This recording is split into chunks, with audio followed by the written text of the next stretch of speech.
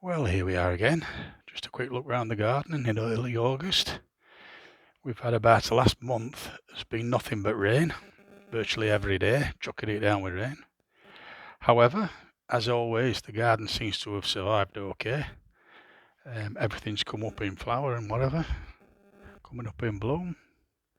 It's just the patio area here. Some nice little, various little potted plants and whatever. Looking quite good. Little butterfly flying about, always good to see. So yeah, it's been a really funny year this. June was boiling hot. Go back to the early part of the spring, was raining all the time. And then June was really hot, sunny every day. And then July was absolute washout, just totally raining every single day. Very strange, very, very strange. And August doesn't seem to, so far, I know it's only early yet, but August doesn't seem any better. We had a decent day yesterday. This morning it's been raining all morning, but now it seems to have brightened up a bit. But there we go. Just have a quick look round. It'll be a short video today. I'm not going to go into a lot of detail. The begonias have come out in quite nicely in these little beds I've got. Next to me, railway station type thing. Little thing here that we've got, shed.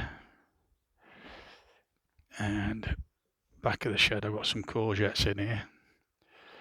Some nice little plants have all come out now, looking quite nice.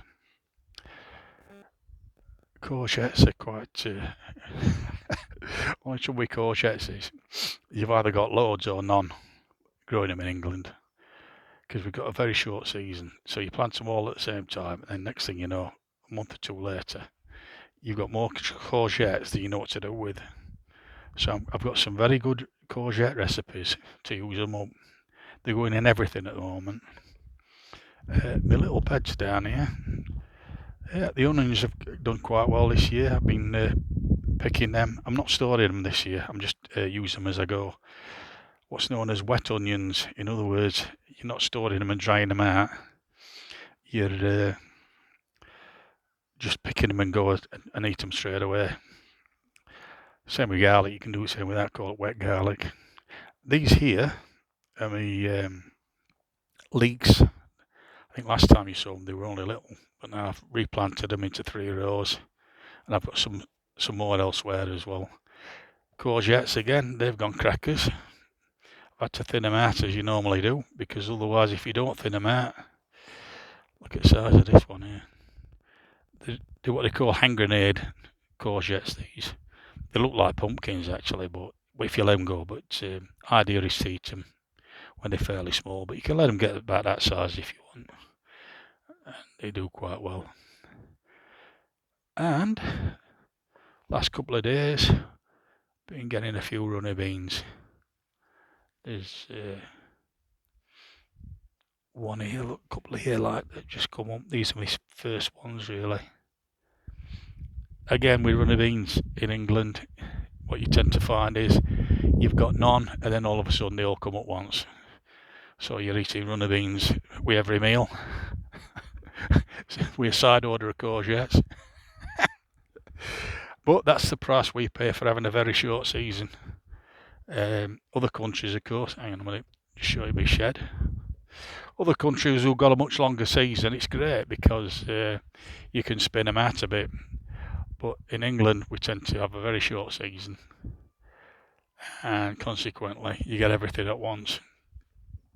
And here we go. Just to show that this is to do with the railways, that's my little sign I had but done. LNER, Sheffield, Victoria. Victoria was the old station in Sheffield. Closed down in 1980, I think, something like that, 81. Well, the station was actually closed before that because they just used it for goods for a long time. Feverfew plant seems to be doing all right. Mint, my rhubarb. rest of the stuff. Oh, look who's come. Look who's come to see us. Come to see what's happening. Little Pops. Now, she looks a bit different from last time we saw her. On account of she's been to the groomers yesterday. And when she comes back, she looks like a different dog. You keep thinking, are you sure that's Poppy? Because she looks like a different dog. But it is Poppy, but she's in her groomed state, freshly groomed. But she doesn't look like this for long. She has to go to the groomers about every 6 weeks. Otherwise she ends up looking like a little sheep. Don't you, Pops? Eh? You do, don't you? You look like a little sheep. There we are. She loves coming out. Chilling out in the garden. When it's not raining, that is. Yeah, this is my rhubarb that's flying up. We've already had, I'm here to report, we've already had plenty of rhubarb crumbles that I've been making.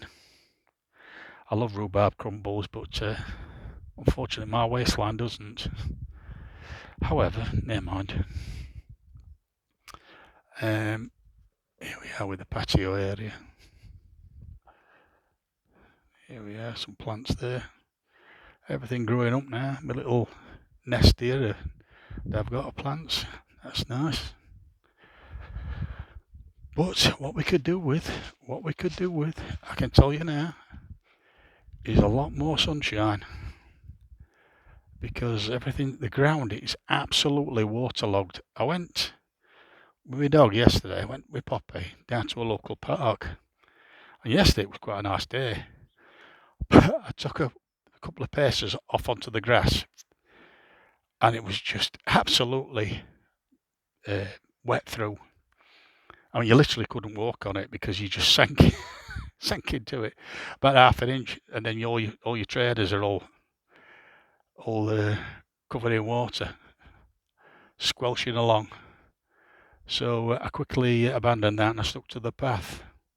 But let me tell you, this is the United Kingdom. The only thing about the weather you can guarantee is nothing is guaranteed. We should be in the middle of summer now, and it's not. It's very spring-like or even autumnal. It should be boiling hot today, but it's not. But that's what we get in England.